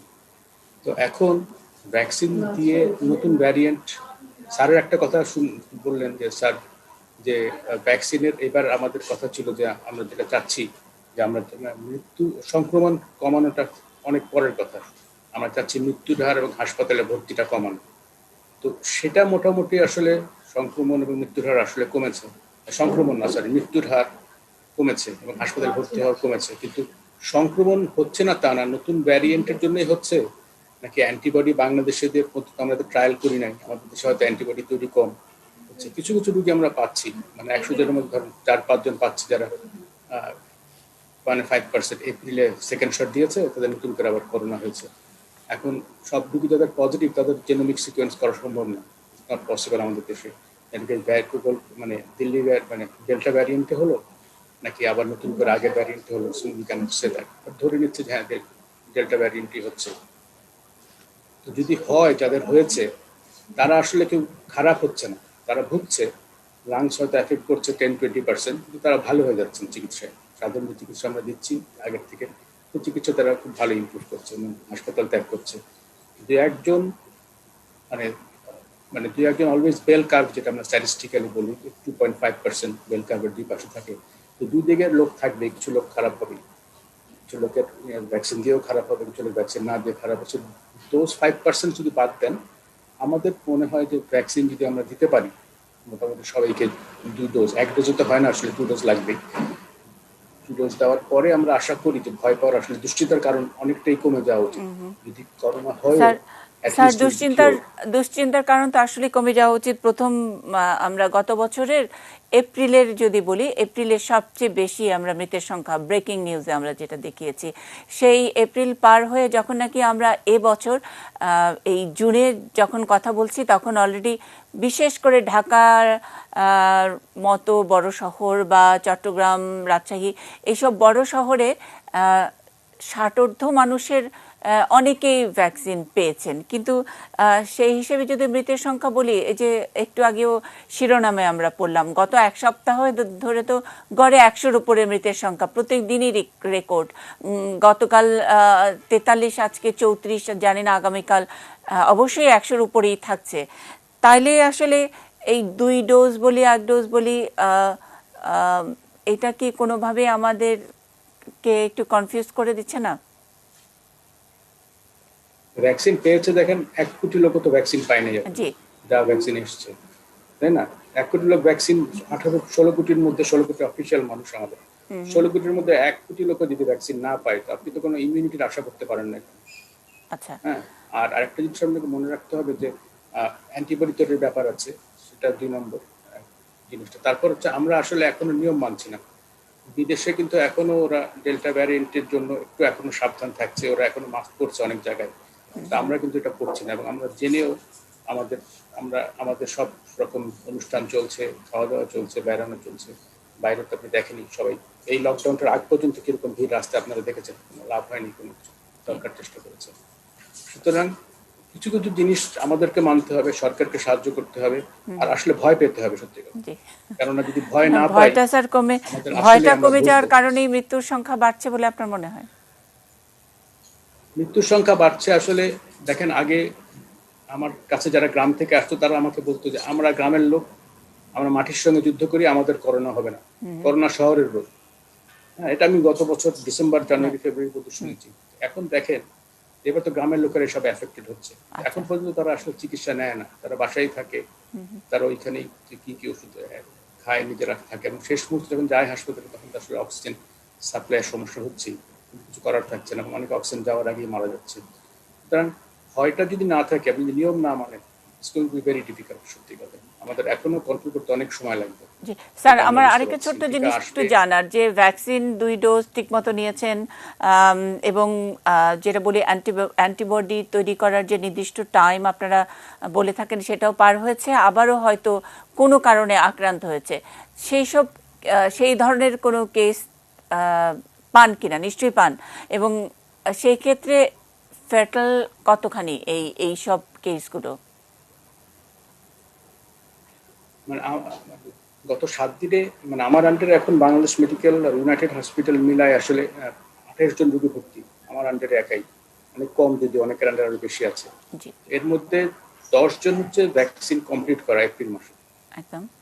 হ্যাঁ, আর এদের মধ্যে মানে মোটামুটি সবাই ভালোর পথে, খারাপের দিকে কেউ যায়নি, সবাই ভালো। লাংস এফেক্ট করলো, এরা ভালোর দিকে, এই চিকিৎসা দিয়ে ভালো হয়ে যাচ্ছে। আচ্ছা, সুতরাং আমরা আশা করছি যারা ভ্যাকসিন প্রাপ্ত তাদের যদি হয়ও, তাহলে আসলে আমাদের আপাতত চিকিৎসা যদি তারা ঠিক মতো নেয়, তাহলে তারা মোটামুটি ভালো হয়ে যাবে ইনশাআল্লাহ। তার মানে আর স্যার, একটা জিনিস আপনাকে মনে রাখতে হবে যে আমরা জি 5 বছরের ট্রায়াল কিন্তু হয় না এই ভ্যাকসিনের। রাইট, সুতরাং আমরা বলতে পারবো না ডোজ কতটুকু দিলে অ্যান্টিবডি, কতদিন পরে দিলে অ্যান্টিবডি বেটার হবে। ওগুলো এখনো ট্রায়াল বেশি 3 মাস 2 মাস হয়ে গেছে, টাইম বাড়ছে। সুতরাং এটা আমাদের অপেক্ষা করতেই হবে আসলে। জি। মেয়াদটা নিয়ে আমার প্রশ্ন আছে, কিন্তু তার আগে আমি স্যার জানতে চাই যে যারা ভ্যাকসিন 2 ডোজ ঠিক মতো করে কমপ্লিট করা, তারপরেও সিভিয়ার করোনা নিয়ে আপনার আন্ডারে ভর্তি হচ্ছেন, তাদেরকে চিকিৎসা দিতে গিয়ে আপনি চিকিৎসক হিসেবে কিছুটা কমফোর্ট ফিল করেন কি না, যদি গত বছরের সাথে তুলনা করতে যাই? রাইট, তাদের চিকিৎসা দিতে গিয়ে এইটুকু জানি যে মানে আল্লাহ এই পর্যন্ত কোনো সমস্যা হয় না, এবং এইটুকু বুঝে যে তারা অল্পতে ভালো হয়ে উঠবে, তাদের জন্য আমাদের আইসিইউ বা অন্য কিছু লাগছে না। কিছু কিছু কেস স্যার আমরা যেটা জানি যে কাজ করতে গিয়ে, সংবাদ সংগ্রহ করতে গিয়ে যে দেখি যে ডাবল ডোজ কমপ্লিট, কিন্তু সেই একেবারে প্রথম দফায় অক্সিজেন স্যাচুরেশন খারাপ হয়ে যাওয়া, লাং 60% হেজি হয়ে যাওয়া, এরকমও তো দেখা যাচ্ছে। এইগুলা কি স্যার তাইলে এক্সেপশন? এগুলো এক্সেপশন না, এগুলো হচ্ছে যে করোনা হলে আপনার কোভিড স্টর্ম হতেই পারে ভ্যাকসিন দেওয়া থাকলেও। কোভিড স্টর্ম যদি হয়, কিন্তু আপনার চিকিৎসা তো করতে হবে। আপনি যদি পজিটিভ হন, আপনার সমস্যা শুরু হয়, আপনি বাসায় বসে থাকলে তো হবে না, you have to get treatment. এবং যে ট্রিটমেন্ট বাংলাদেশে অ্যাভেলেবল, রেমডেসিভির সহ অ্যান্টিবায়োটিক, ওই জিনিসগুলো যদি আপনি টাইম মতো না পৌঁছান, তাহলে 60% লাং ইনভলভ করে যদি স্যাচুরেশন কমে, তখন তো হার্ট অ্যাটাক হবেই, কিডনি খারাপ হবে, স্ট্রোক হবে, খারাপ হবেনি। অ্যাটলিস্ট মানে আত্মবিশ্বাস থাকা ভালো, কিন্তু করোনা যদি হয় ভ্যাকসিনের পরেও অ্যাটলিস্ট আগে চিকিৎসা করতে হবে, যেতে হবে। মানে অন্তত স্যার, আমি আপনার কথা থেকে, আপনার একেবারে প্রত্যেক দিন এত রোগী দেখা, এত রোগী ম্যানেজ করার অভিজ্ঞতা থেকে যেটুকু বলছেন, যে যতই আমরা ভ্যাকসিন আর যাই করি না কেন, নিয়ম মানা হলো আমাদের সবচেয়ে বড় ভ্যাকসিন, এবং সেই নিয়মটা মানতে হবে। আমরা আপাতত কঠিন সামাজিকভাবে একটা নিয়ম সবাই মানছি একসঙ্গে। যে শিরোনামটি পড়ছিলাম, কঠোর লকডাউনের তৃতীয় দিন পার হয়েছে, টুকটাক রাস্তায় গাড়ি ঘোড়া দেখা গেছে, তারপরেও নিয়ম না মানার কিছু উদাহরণও ধরতে পেরেছেন আমাদের আইনশৃঙ্খলা রক্ষাকারী বাহিনী, তাদেরকে নিবৃত্ত করার চেষ্টা করেছেন। একযোগে একসঙ্গে কঠোরভাবে নিয়ম মানায় কতখানি স্বস্তি, কতখানি সুবিধা হতে পারে, সেই সব বিষয় নিয়ে আমরা ডাক্তার মোহাম্মদ সাইদুর রহমান এবং ডাক্তার মোহাম্মদ তারেক আলমের কাছ থেকে শুনবো। আর যে কথাটি তারেক স্যার বলছিলেন যে সাধারণ মানুষ শুরু থেকেই এক ধরনের ধারণা নিয়ে তারা একেবারে গর্বের সঙ্গে, দুলালুদ্দিনের মতো গর্বের সঙ্গে বলেন যে আমাদের করোনা হবে না। এই ক্লেইমের আসলে উৎস কি? সাধারণ মানুষ কেন এটা ভাবে? দুলালুদ্দিন, আপনি এটা নিয়ে কি ভেবেছেন? বিরতির পরে এসে শুনবো।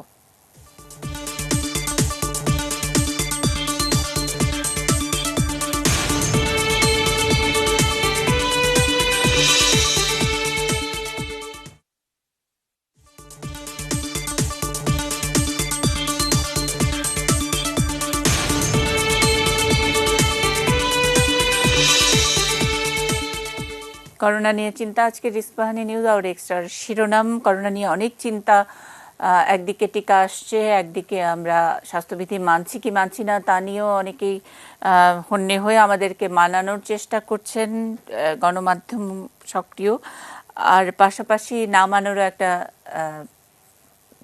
আমরা প্রবণতা দেখতে পাচ্ছি। তারই বাস্তবতায় আমরা দেখছি যে এখন এই মুহূর্তে বাংলাদেশে কড়াকড়ি লকডাউন চলছে 7 দিনের জন্য আপাতত, এবং এখান থেকে এই 7 দিনে যদি ভালো কোনো ফলাফল না আসে হয়তো আরও কড়াকড়ি লকডাউন বাড়তেও পারে। এই কড়াকড়ি লকডাউনকে অতটা কড়াকড়ি বা শ্রদ্ধার সাথে আমরা মানছি? রেজওয়ান ফয়েজের রিপোর্ট থেকে একটু জেনে নেই। 2 দিনের প্রবল বৃষ্টির পর শনিবারের খানিকটা শুষ্ক দিনে কঠোর বিধিনিষেধে ঢাকার রাজপথের অবস্থা এমনই। গত 2 দিনের তুলনায় এদিন সড়কে যানবাহনের চলাচল অনেক বেশি, তবে একের পর এক চেকপোস্টে জিজ্ঞাসাবাদের মুখোমুখি হতে হয়েছে তাদের। বিধিনিষেধের আওতার বাইরে যারা, তাদেরও পরিচয় নিশ্চিত করে ছেড়ে দেওয়া হয়েছে। তেমনি অকারণে বের হলেই গাড়ি ঘুরিয়ে দেয়া, জরিমানা, এমনকি আটকও করা হয়েছে অনেককে। বেশ কিছু আমাদের এই ডিভিশনের বেশ এলাকা থেকে আমরা 47 জনের মতো আমরা এখন পর্যন্ত আটক করেছি। তাদের বিরুদ্ধে বিধি অনুযায়ী ব্যবস্থা নেওয়া হবে।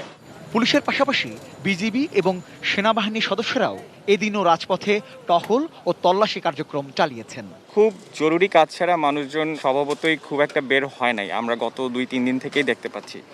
এরপরও 2-1 জন যাদেরকে আমরা পাচ্ছি তাদেরকে বেসিক্যালি আমরা বোঝানোর চেষ্টা করছি যে কেন আমাদের সচেতন হওয়া দরকার। এত কড়াকড়ির পরও অনেকের মধ্যেই আইন না মানার সেই পুরনো রোগ।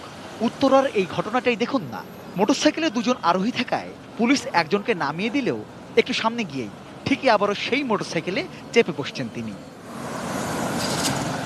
Rezwan Foyez, ATN news, Dhaka. কড়াকড়ি লকডাউনের ফল আমরা কেমন পাবো, কেমন পেতে পারি, কেন কড়াকড়ি লকডাউন, সেগুলো নিয়ে ডক্টর মোহাম্মদ সাইদুর রহমান এবং ডক্টর মোহাম্মদ তারেক আলম তার কাছে শুনবো। তার আগে একটু জেনে নেই, দুলাল উদ্দিন, আপনি এই বিষয়টা নিয়ে চিন্তা করেছেন কিনা? কেন গ্রামের মানুষ মনে করে যে গ্রামের মানুষের করোনা হবে না, এবং এখন তো বিভিন্ন জায়গায় ঢাকার বাইরে সীমান্তবর্তী যে জেলাগুলো সেখানে করোনার প্রকোপ বেশি। খুলনার অবস্থা ইদানিং আমরা খবরের কাগজে দেখতে পাচ্ছি খুবই খারাপ অবস্থা হয়েছে।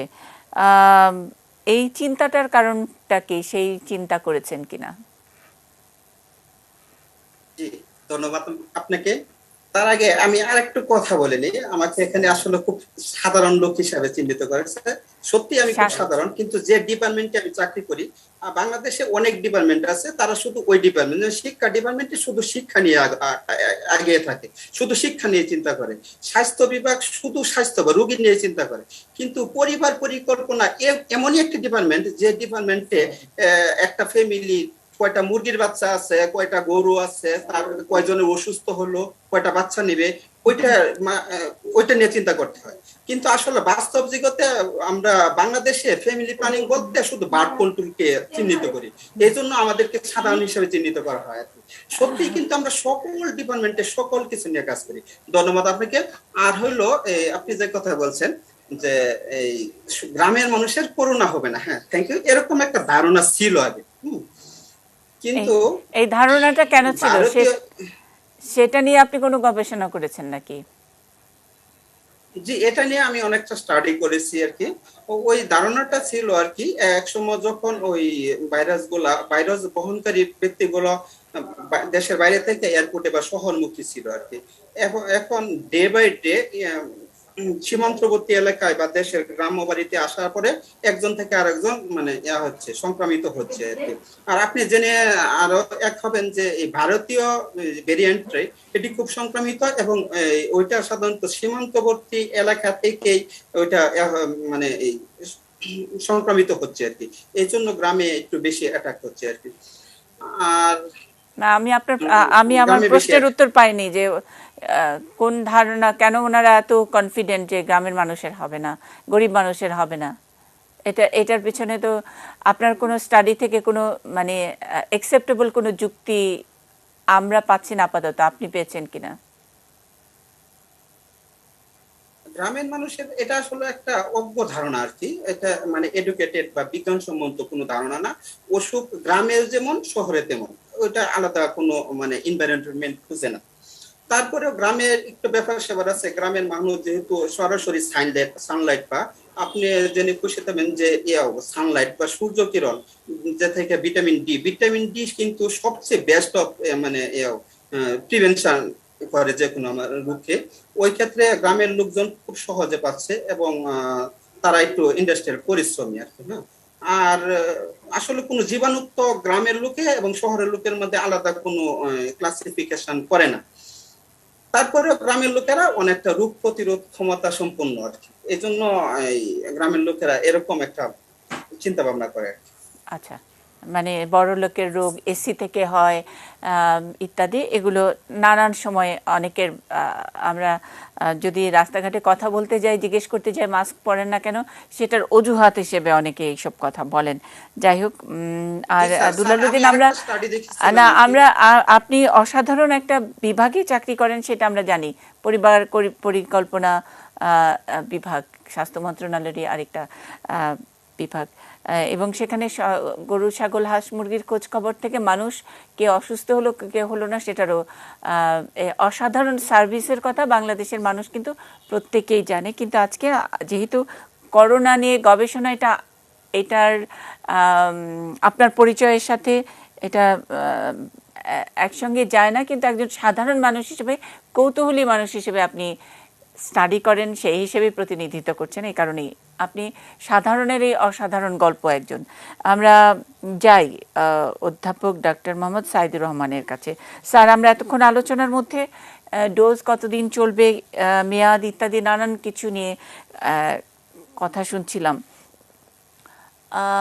একটা ছোট্ট প্রশ্ন, আমরা যে ফ্লু ভ্যাকসিন, ফ্লুর যেই ভ্যাকসিনটা, এটা স্যার কেন 1 বছরের জন্য, মানে এটার মেয়াদ কেন বাড়েনি? মানে 1 বছর পর পর যে ফ্লুর ভ্যাকসিন দিতে হয়, এটা একটু সাবসিডিয়ারি প্রশ্ন এটার সঙ্গে, আমাদের করোনার সঙ্গে। খুবই পার্টিনেন্ট আসলে, এটার সঙ্গে মিল আছে আসলে। মানে প্রতিবার মিউটেশন যখন বেশি হয়, ফ্লু ভ্যাকসিনের যেটা মেইন অসুবিধা হচ্ছে মিউটেশন হয়, এবং সেটা অনুযায়ী প্রজেক্ট করে প্রতি বছরই নতুন ভ্যাকসিন তৈরি করতে হয়। মানে আগামী বারের জন্য আগে থেকে প্রিপেয়ারনেস থাকে, এবং এক ধরনের ম্যাথমেটিক্যাল মডেল আছে, সেই মডেল অনুযায়ী অ্যান্টিসিপেট করে ভ্যাকসিনটা তৈরি করা লাগে, এবং সেটা মোটামুটি এফেক্টিভ হয়। এবং আমরা আশঙ্কা করতেছি যে কোভিড আসলে, মানে করোনা ভাইরাসটিও আসলে খুবই সম্ভাবনা আছে এরকম হয়ে ওঠার, যে প্রতি বছর ভ্যাকসিন দিতে হবে। ইতিমধ্যেই বেশ কিছু ভ্যাকসিন ম্যানুফ্যাকচারার বলে ফেলেছে যে 9 মাস থেকে 12 মাসের মাথায় তৃতীয় ডোজ দিতে হবে। এখানে বিজ্ঞান আছে, পাশাপাশি বাণিজ্যও আছে, কিন্তু এগুলো গভীরভাবে দেখতে হবে আসলে, যে ঠিক যেটা বলছিলেন প্রফেসর তারেকও বলছিলেন, যে কতদিনে অপটিমাম টাইটার থাকে এবং সেটা প্রোটেক্টিভ, মানে সেটা মানুষকে রক্ষা করে। এবং রক্ষা করার ক্ষেত্রে আমরা সংক্রমণ রক্ষা নয় আসলে, আমরা আসলে ওইটাতে মনোযোগ দিতে গেলে কিন্তু ওই যে আবার সেই একটি প্রচলিত শব্দ আছে, হার্ড ইমিউনিটি 70-80 ভাগ, এই সমস্ত কথা শুরু হবে। এগুলোর দরকার নাই একেবারেই। মানসিক আসলে অসুস্থ হওয়া থেকে, মানে 3টা জিনিস বলি আমরা, হাসপাতালে ভর্তি হওয়া, অক্সিজেনের প্রয়োজনীয়তা, মেকানিক্যাল ভেন্টিলেটরে যাওয়া, এই 3টা কমাবে, মৃত্যু কমাবে। এর চাইতে ভালো উপকার তো কিছু হতে পারে না। অতএব ভ্যাকসিন গুলো এই বছর দিতে হবে ফ্লু ভ্যাকসিনের মতো, আপাতত যতক্ষণ নাকি 2য় বা 3য় জেনারেশনের ভ্যাকসিন আবিষ্কার না হয়, যেগুলো সিঙ্গেল ডোজ সারা জীবনের জন্য প্রোটেকশন দিবে। এটাকে বলছে প্যান করোনা ভ্যাকসিন। এটা এখনো স্বপ্ন আসলে, এখন পর্যন্ত বিজ্ঞানীদের স্বপ্ন। এটা যে পূরণ হবে এটা আসলে এখনো কেউ আশা করছে না, তবে হয়তো বা কিছু হতেও পারে। এটা কিউবা, চায়না এরা চেষ্টা করছে জয়েন্টলি যে এই ধরনের ভ্যাকসিন তৈরি করার, প্যান করোনা ভ্যাকসিন, যেটা মিউটেশন মানে ভ্যারিয়েন্টের এগেইনস্টও ইফেক্টিভ থাকবে। কিন্তু এখন পর্যন্ত মানে বিশ্বজনীন বিজ্ঞানে এটা এখনো গ্রহণযোগ্যতা পায়নি এইভাবে আর কি ধারণা। স্যার, এই ফ্লুর ভ্যাকসিন যেটা, মানে এই করোনার আগে যে ভ্যাকসিনটা, ফ্লু যেটা বুস্টার, আর আমরা করোনা শুরুর পরে আপনাদের কাছ থেকে স্যার শিখেছি এটা তো ফ্লু লাইক ভাইরাস, এটাও একগুচ্ছ ফ্লুর মধ্যে করোনাও একটা। স্যার, মানে কেউ কি এইটা একটু ট্রায়াল করেছে যে যেই বুস্টার যেটা পাওয়া যাচ্ছে বা যাচ্ছিল সেটাই করোনায় কাজ করে কিনা? না, ফ্লু ভ্যাকসিনের কোনো কার্যকারিতা এটাতে নেই। এটা মোটামুটি ভাবে এটার মানে করোনা ভাইরাসের বিরুদ্ধে ফ্লু ভ্যাকসিনের কোনো কার্যকারিতা নেই। কিন্তু এটা রোগ নির্ণয়ের সুবিধার জন্য 2টো ভ্যাকসিনকে প্রমোট করা হয়েছিল, একটা হচ্ছে ফ্লু আর একটা নিউমোকক্কাস। এই 2টো ভ্যাকসিন দিতে বলা হয়েছিল, কিন্তু করোনা ভাইরাসকে ঠেকানোর জন্য না, যেন করোনা ভাইরাসে আক্রান্ত হলে জটিলতা কম হয় এবং রোগ নির্ণয় সহজ হয়। এই দুটো বিষয়কে ভেবে এই দুটো ভ্যাকসিনকে প্রমোট করা হয়েছিল। এগুলো কোভিড এর বিরুদ্ধে কোনো প্রোটেকশন আশা করে দেওয়া হয়নি আর কি। আচ্ছা, এবং এটার রেজাল্টও মানে খুব ফলপ্রসূ না, আশাব্যঞ্জক নয়। মানে হ্যাঁ, খুব প্রমিজিং কিছু না আর কি এই লাইনে। আচ্ছা, আমরা যেই জায়গায় আছি যে কড়াকড়ি লকডাউন, এই কড়াকড়ি লকডাউনের সুবিধাটা নিশ্চয়ই হাসপাতাল কর্তৃপক্ষ বা চিকিৎসকেরা এবং অবশ্যই আমরা যারা ভুক্তভোগী একটুতেই আক্রান্ত হওয়ার আশঙ্কার মতো একটা পরিবেশে আছি, করোনা একটা সারাক্ষণ আমাদেরকে দুশ্চিন্তা দিচ্ছে, চিন্তার চেয়ে নিশ্চয়ই আমরা এটার ফলাফলটা পাবো। এটার ডাক্তারি ভাষায় কেমন ফলাফল আমরা পেতে পারি যদি সত্যি কড়াকড়ি লকডাউনটা সত্যি আমরা মানতে পারি? আমি ডাক্তার মোহাম্মদ তারেক আলম আপনার কাছ থেকে এটা শুনতে চাই একটা ছোট বিরতির পরে।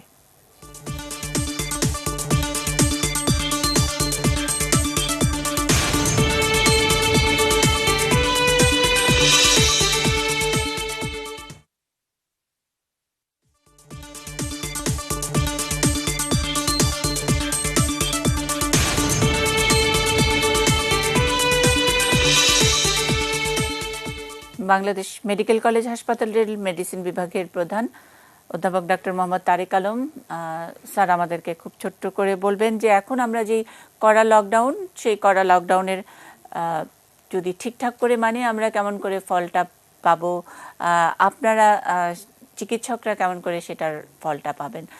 আরও একটা ছোট্ট জিনিস, যে করোনার শুরুতে কিছু অভ্যাস আমাদের মধ্যে ছিল, যেটা আস্তে আস্তে করোনা কমে যাওয়ার কারণে, পরিসংখ্যান একটু নিচের দিকে যাওয়ার কারণে সাথে সাথে আমাদের সেই অভ্যাসগুলো আমরা ভুলতে বসেছি। অভ্যাসের কারণে তো নিশ্চয়ই চিকিৎসক হিসেবে আপনি কিছু ভালো মাইলেজও পেয়েছেন, নিশ্চয়ই আপনার পেশেন্টটা অনেক তাড়াতাড়ি রেসপন্স করেছে। এরকম দু একটি উদাহরণ যদি স্যার একটু আমাদেরকে বলেন এবং পরামর্শ কি আমাদের জন্য? ধন্যবাদ। লকডাউন তো নতুন জিনিস না, এটা আসলে 14 শতক থেকে যখন ব্ল্যাক প্লেগ ছিল তখন থেকে লকডাউন কম করে বেশি করে হলে পৃথিবীতে চলছে, বিভিন্ন সময় লকডাউন হয়েছে। তো লকডাউনের কারণ হচ্ছে মেনলি সময় কেনা, বাই টাইম। এর মধ্যে আমরা কিছু একটা ওষুধ রেডি করবো বা আমরা টিকা রেডি করবো বা সংক্রমণটা কমাবো। মানে ভাইরাস বা ধরেন প্লেগের কথা ধরেন বা যাই ধরেন, এটা যেহেতু মানুষের শরীরে বাঁচে এবং করোনা ভাইরাস সম্বন্ধে আমরা জানি যে এটা সাধারণত 10 দিন পরে আর কারোর থেকে কাউকে ছড়ায় না। তো আমরা যদি অ্যাটলিস্ট এই 10-12 দিন 14 দিন যদি আমরা লকডাউন করি, এখন তো 7 দিন হয়তো সরকার একটু বাড়াবে, এই লকডাউনটা করি তো ভাইরাসের স্প্রেডটা কমে যায়। এখন প্রচুর লোককে বলবো যে লকডাউন কাজ করে না, কেননা ডাক্তারদের বের হতে হয়, জরুরি কাজে কাউকে বের হতে হয়, কিছুটা ট্রান্সমিশন থাকেই, হবেই, সোসাইটিতে ট্রান্সমিশন হয়। কিন্তু তারপরেও এটা কার্ভটা থাকে যে ভাইরাসের যে ট্রান্সমিশনের কার্ভটাকে ফ্ল্যাট করে দেয়। লকডাউনের সার্থক হওয়ার মেইন কারণই মেইন জিনিসই হচ্ছে জনগণের সাপোর্ট। যদি পাবলিক সাপোর্ট না করে, হেল্প না করে সরকারকে, তাহলে কোনো লকডাউন যতই দেন it's not going to work. সেজন্যই আসলে আমাদের জনগণ যদি এবারে লকডাউনটাকে সফল করার জন্য একটু সাহায্য করে, বাসায় থাকে, আসলে ভয় পাওয়াটা খুব জরুরি, ভয় না পেলে সমস্যা। যদি এটা করে তাহলে মোস্ট লাইকলি এবারে লকডাউনটাতে আমরা এই ট্রান্সমিশন রেট কমাবো, মৃত্যুর হার কমে আসবে, ইনফেকশন রেটটা কমে যাবে এবং হয়তো আমরা এই সেকেন্ড ওয়েভটা দেখাতে বের হয়ে আসতে পারবো খুব ইজিলি। অনেক ধন্যবাদ। কিন্তু যদি আমরা না শুনি যে কথাবার্তা তাহলে সমস্যা হবে। আর যে সুফলের কথা বললেন যে হাত ধোয়া, মাস্ক পরা, এটা অ্যাটলিস্ট একটা কথা বলি যে আমাদের বাংলাদেশ মেডিকেল কলেজে আমরা সাধারণত প্রত্যেক বছর 300-400 টাইফয়েডের কেস দেখি। গত বছর আমরা আসলে কোনো টাইফয়েডের 1 থেকে 2টা কেস পেয়েছি। এটা হতে পারে সবাই হাত ধুয়ে খেয়েছে, বাইরের খাবার দোকান বন্ধ ছিল। হ্যাঁ, this was something very surprising যে আমরা আসলে টাইফয়েড পাই নাই বলতে গেলে 1-2টা কেস। অনেক ধন্যবাদ স্যার। আমি একদম শেষ লাইন ডক্টর মোহাম্মদ সাইদুর রহমান আপনার কাছ থেকে টাইম বাইং এর কথা বলছেন যে লকডাউন মানে আমরা একটু সময়টা নিচ্ছি, কিসের বিনিময়ে কি, এবং অনেকেই জীবন জীবিকার সঙ্গে খেয়ে বাঁচবো নাকি জীবনে বাঁচবো সেই রকম একটা ডিবেট হাজির করে এটার মধ্যে একটু মানবিকতা অমানবিকতা এনে কিছুটা ঘোলাটে করে ফেলছে।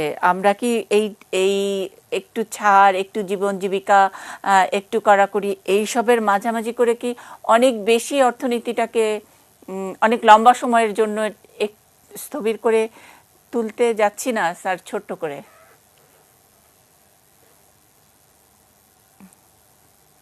না, এটা তো খুবই স্পষ্ট, বহুবার বলা হচ্ছে আসলে যে আমাদের লকডাউনটা দীর্ঘ হয়ে যায় কারণ আমরা আসলে লকডাউনটা কার্যকরভাবে প্রয়োগ করি না, সেই কারণে। এখন সেটা কেন প্রয়োগ করি না, আপনি যেটা বলেছেন জীবন জীবিকায়, এটা আসলে মূল কথাটা হচ্ছে আমরা মানসিকভাবে যুদ্ধাবস্থায় নেই। যুদ্ধ থাকলে কিন্তু আমরা আসলে কখনোই জীবিকার প্রশ্নকে এতবার আলোচনায় আনতাম না আসলে। এবং সবচেয়ে ইম্পর্টেন্ট হচ্ছে, আপনি খেয়াল করবেন, আমি একটু আগে আপনাদের বিজ্ঞাপনগুলো দেখছিলাম, বিজ্ঞাপনে ঈদ আসে, বিজ্ঞাপনে রোজা আসে, পূজা আসে, বিজ্ঞাপনে বৈশাখ আসে, বিজ্ঞাপনে ফেব্রুয়ারি আছে, আর গত 16 মাস যাবৎ করোনা আছে, একটি বিজ্ঞাপনে আমি তা প্রতিফলিত হতে দেখিনি। এতক্ষণ যাবৎ আপনাদের 3বারের থেকে যতগুলো দেখেছি, যুদ্ধ মানে আমি খুবই এমনিতে বললাম আর কি কথাটা, যে এতে আমরা কিভাবে মানুষের মনোজগতে এই চেঞ্জটা আশা করি যে তারা আসলে পাল্টে যাবে। আবার একটি ব্যাপার যেটা বললেন, জীবন আসলেই তো 2.5 কোটি মানুষ আছে যারা আসলে প্রতিদিনের খাবারের দরকার তার। তাহলে 3টি জিনিস আসলে লকডাউনের শর্ত। একটি হচ্ছে ঘরে রাখতে হলে খাবার দিতে হবে, বের হওয়ার জন্য মাস্ক দিতে হবে, কাজে আসার জন্য ভ্যাকসিন দিতে হবে। 3খানা স্পষ্ট জিনিস। খাবার দিন, তাহলে মানুষ ঘরে থাকবে; মাস্ক দিন, তাহলে উনি ঘর থেকে বের হতে পারবেন; ওনাকে ভ্যাকসিন দিন, উনি কাজে যোগদান করতে পারবেন। খুবই সিম্পল ফর্মুলা। এই 3টি নিশ্চিত করা হোক দরকার এই মুহূর্তে আসলে। অসাধারণ। তারপর আর কোনো কথা থাকে না। ঘরে রাখতে হলে খাবার, আর ঘর থেকে বের করতে হলে অভ্যাসটা তৈরি করে অন্তত মাস্ক পরে, মাস্কটা ঠিকভাবে পরা শিখিয়ে ঘর থেকে বের করার জন্য নিশ্চয়ই আমাদেরকে পারমিশন দেওয়া হবে। আর একেবারে কাজে, জীবনে, জীবিকায় ফেরত আসতে হলে প্রোটেকশন মানে ভ্যাকসিন।